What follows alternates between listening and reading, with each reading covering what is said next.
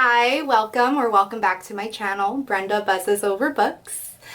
I will be talking about 3 books today. One will be Chronology of Water, Neverending Story, and a graphic novel called Blankets. I think I might do it in that order. Anyway, let's get started. Hope you enjoy, and you can also find the timestamps if you're only interested in hearing one of the books. You do you.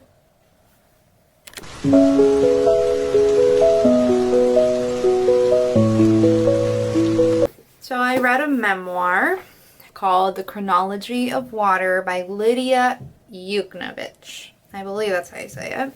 This is the cover. I am gonna cover there because it's a nipple. So this is a memoir. I didn't know anything about Lidia, but she is an author. She has written some other books, and she also was a swimmer growing up, and she's very connected to water and identifies as a swimmer still. Yeah.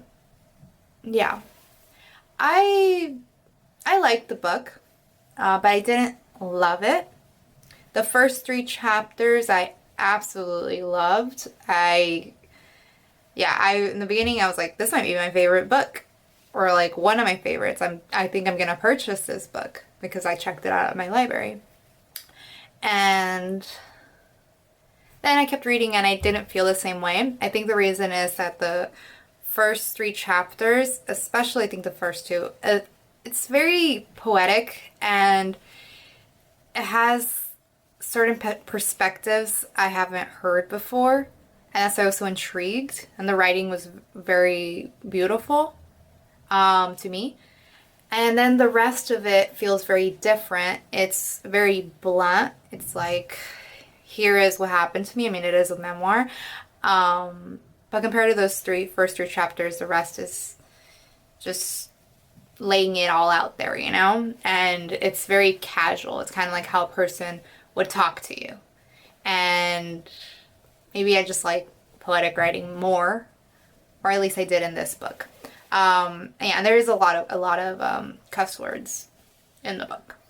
I would say if you do decide to pick this book up, make sure to look up trigger warnings, because Lidia has gone through a lot in her life, a lot of hard times.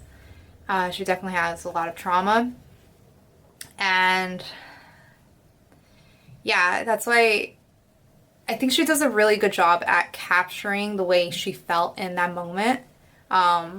It very much reads like her at that age. I feel like you can tell different perspectives each different point in her life, and she does a very good job. It feels like you're in the present, witnessing what she went through, and a lot of it, she is very broken and hurt, understandably so, and I feel for that reason she doesn't come off as very likable. I mean, she's being honest with how her mindset during those times. And she just doesn't come off as that likable because she's hurt. And I feel like usually when you are hurt, you hurt those people around you. Things that I really liked was the beginning. I love the rock metaphors. If you read it, you will understand, and I think you will love it too. Also, I like the way that in the beginning she talks about water and how when you reflect back in your life, it's not in order. It's just different moments that you start remembering, and that's why she calls it Chronology of Water, and also because she is very connected to water, as I had mentioned. And then also, there was another moment in the book. Let me see. I think I wrote down the quote. When she started talking about damaged women and how it can be difficult for them to accept kindness, it intrigued me. Because I said it was something that I had not considered before. That it makes her feel a little crazy when kindness is offered, and this is the quote. Because I got interrupted. Okay. Because if I have to admit how profoundly I need kindness, I have to admit that I hid the me who deserves it down in a sadness well. So this quote really stood out to me because it was a perspective I hadn't really thought about before. Yeah, the way that it can be difficult for damaged women to accept kindness because, at least the way I took it, it makes them have to reflect on themselves and how for so long they were pushing kindness away because they were accepting the total opposite. And they made that their new normal. And then I feel like they start feeling guilty or uncomfortable having to reflect on that. At least that's how I took it. Yeah, but that was another perspective of hers that really stood out to me. And I also really enjoyed the ending. So after the memoir, there is an interview with Lidia. And the reason I love this was because I got to see a whole different side of Lidia that I had not seen within the whole memoir. And seeing that just proved to me once again and showed me how well she did at capturing those moments in her life. It's astounding, honestly. And yeah, within the interview, I got to see different layers of her. I got to see her artistic side. I got to see her fun side. She also seemed very brave and wise and mature. And there's just so much to her that I had not seen within the memoir, because within the memoir she is very broken and she is hurting because she's going through so many difficult moments in her life. She goes through abuse, she goes through addiction, she loses her baby. Yeah, it's a lot to take for one person. Yeah, but overall, I gave this a three stars out of 5 stars. That was my rating. And I would recommend this book to anybody that knows about Lidia, like has read her previous work, they're a fan of hers. Yeah, I would definitely recommend it to those people because, I mean, why wouldn't you want to read it if you already know about her? Because if you're a fan of someone, you're likely going to want to know more about them, right? I myself had no idea who Lidia was. I just picked out this book because I was recommended by a booktuber. I think it was Jack Edwards, and sounded interesting. He seemed to love it. I was like, you know what? I'll add it to my TBR.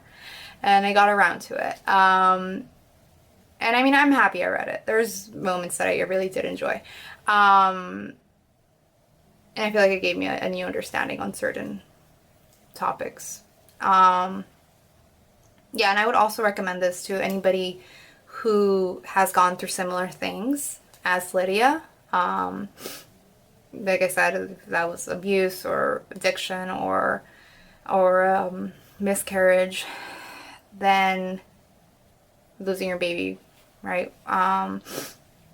If you are looking for someone who has gone through the same things as you and feeling that connection, feeling seen, being like that's exactly how I felt. That's exactly what I thought. I'm not alone in this. If that's something you're looking for, I feel like you can find that within this book, potentially. So I would also recommend that if anybody's looking for that. But yeah, that was my review on Chronology of Water. And one last look at the book. This is the length of it. It's not too long. But yeah, check it out.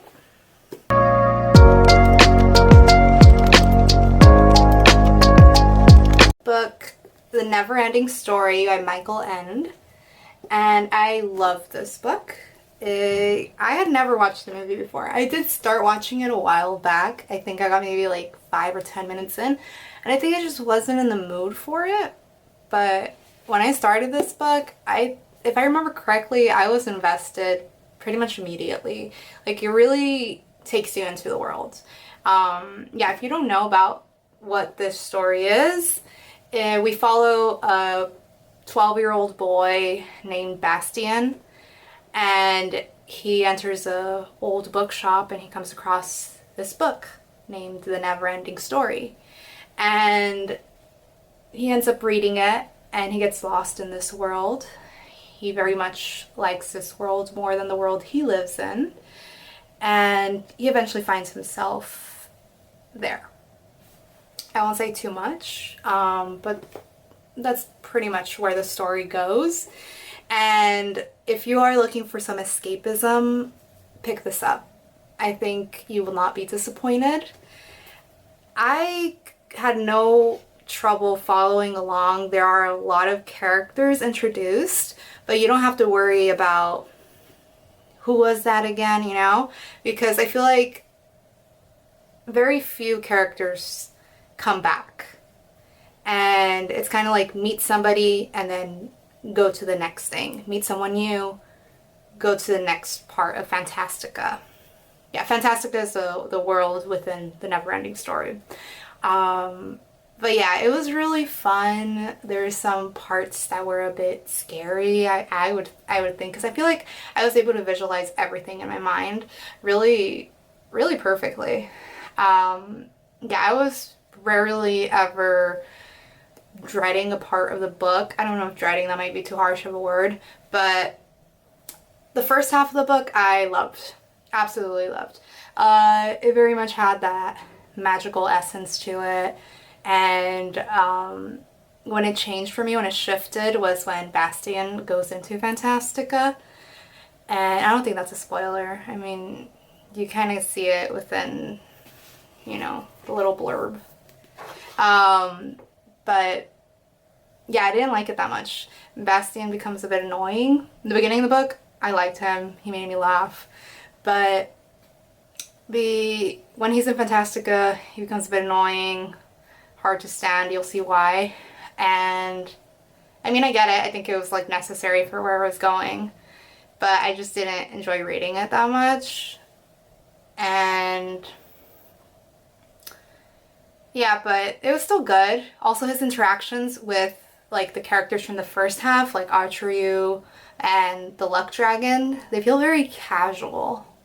Because like the first half is like very magical, and the next is it's just so different to me. That's how I felt anyway. Let me see. Do I have anything else? I'm looking at my notes right now.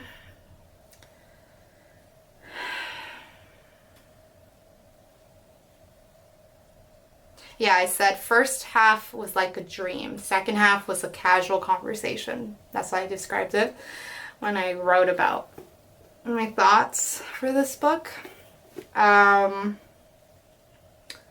Yeah, and I said there was only 2 times that I felt like a bit checked out. But other than that, I was like fully invested. Yeah, this is a great book. You can't like stress it enough. Like check it out if you haven't. I am gonna watch the movie very soon, so we'll see how that is. I mean, I've heard good things about it. Again, just when I put it on, I wasn't in the mood. But I think it'll be a very different experience, and it'll also be really cool to see what things they did not keep in the movie, or if anything is different. But this is like fabulous. I also had two quotes that stood out to me that I really liked from this book. So I'll read them to you now. It was on page 200 of my copy, and yeah, so it's 2 quotes within the same page. What you don't wish for will always be beyond your reach. And the other quote, and wishing to leave a place is not enough. You must wish to go somewhere else and let your wishes guide you. The reason why I think this really stood out to me is because I found it to be very motivational for whenever I want to change in my life, you know, I want to change something. Like it can be difficult to like actually take action, but it's like a good reminder. You know, the only one that can make this happen is yourself. So, yeah, I really like this. Oh, and also, there's something really cool about this. I mean, I loved it. Every single chapter begins with the letter of the alphabet. And it has also a little illustration. I love illustrations in books. And, yeah, so let me see. Which one can I show you? So this one is with the letter J. Hope you can see it. And we see some illustrations. This is the childlike empress. And yeah, I think her tower. But yeah, it's pretty cool. Yeah. Look, here's another one. Letter O. Yeah, so my rating for this is a 4.5 out of 5 stars. And I mean, the only reason why I didn't give it a 5 out of 5 is because there was moments that, you know, like I said, I was a bit checked out. So if it wasn't for that, it would have been a 5 out of 5 for me. But I totally understand. Anybody that gives it a 5 out of 5, I do not question you at all. It is a great book. And I think everybody should check it out. Yeah, like any age. Even a 1-year-old, read it to them. Will they remember it? Maybe not, but read it to them again when they're older. Oh yeah, check out The Neverending Story.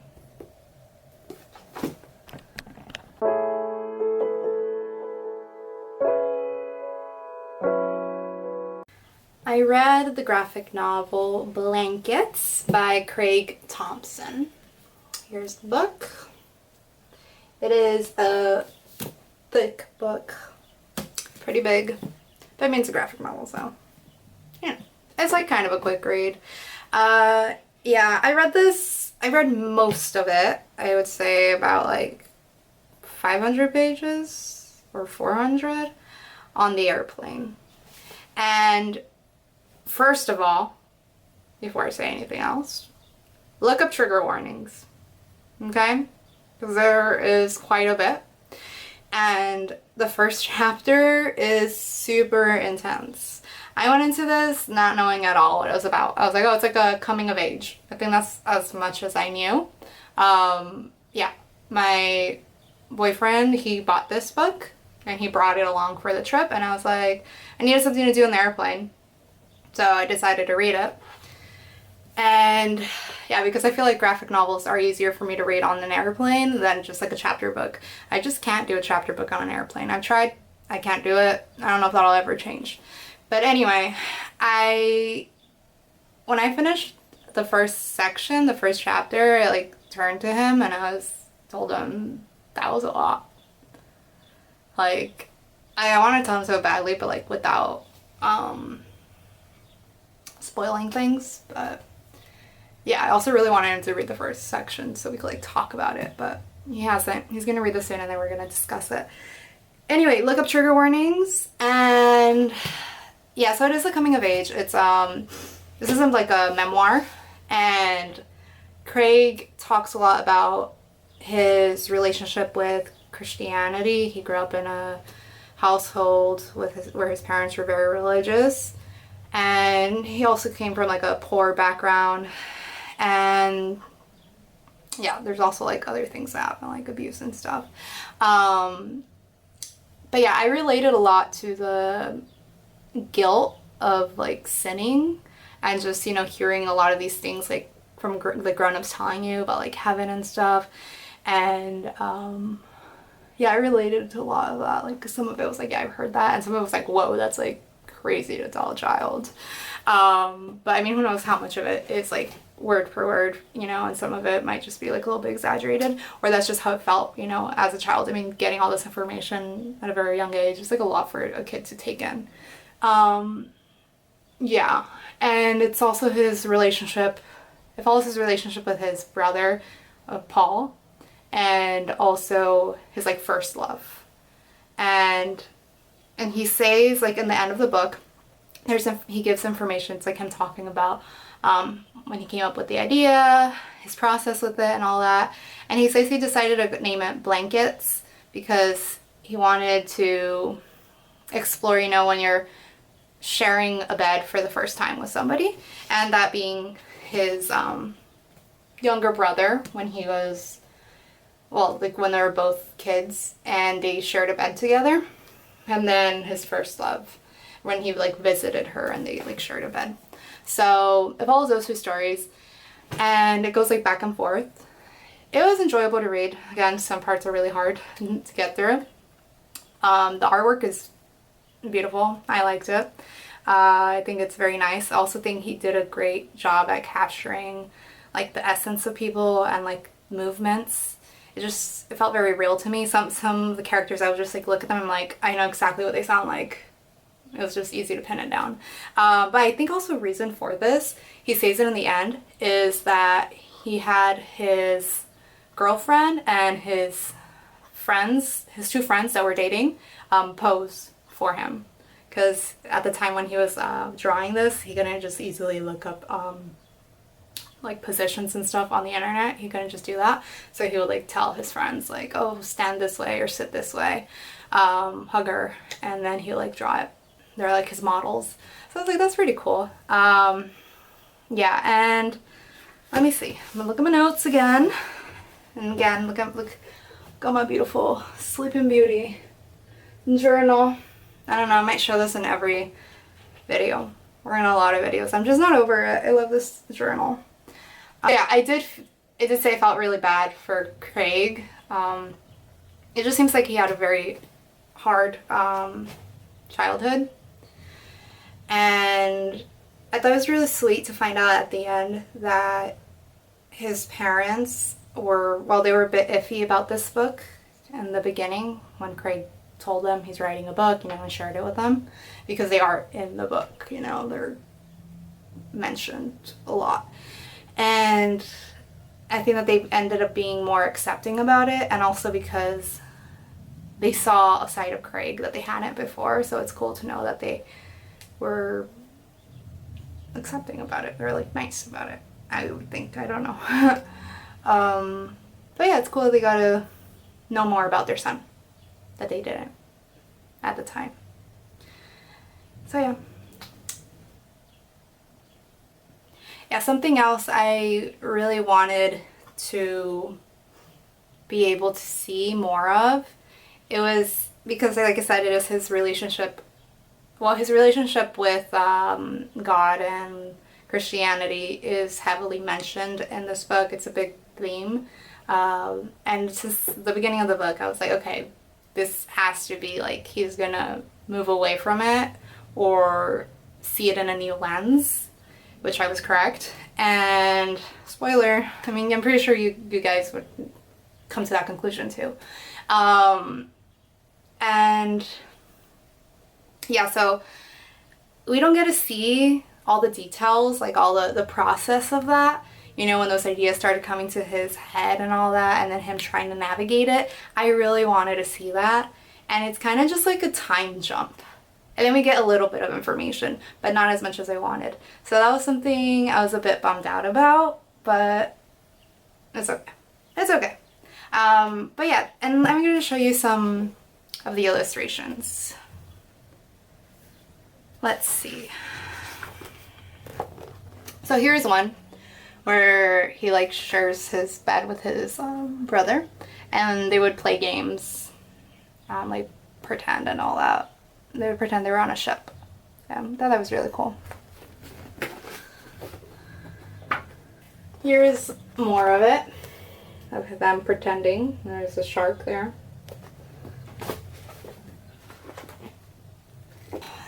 So I would rate this book 3.5 stars out of 5. That was my rating for it. Yeah, I would say check it out if, you know, you're looking for a graphic novel with like heavier topics. If you want to like explore that, check it out. Also, if you're a fan of Craig Thompson, you know, if you know a bit about him and you're like, oh, I want to know more, then definitely check it out. Yeah. But yeah, look up the trigger warnings.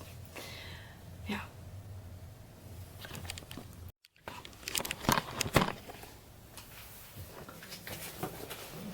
Alright, and for anybody that has made it this far, I just want to say thank you so much. Thank you for watching and listening, and I hope you have a great night or day, and let me know in the comments if you want to check out any of these books, or if you read them before, let me know what you think. And of course, if you have any book recommendations, I would love to hear them. Okay? Alright. See y'all soon.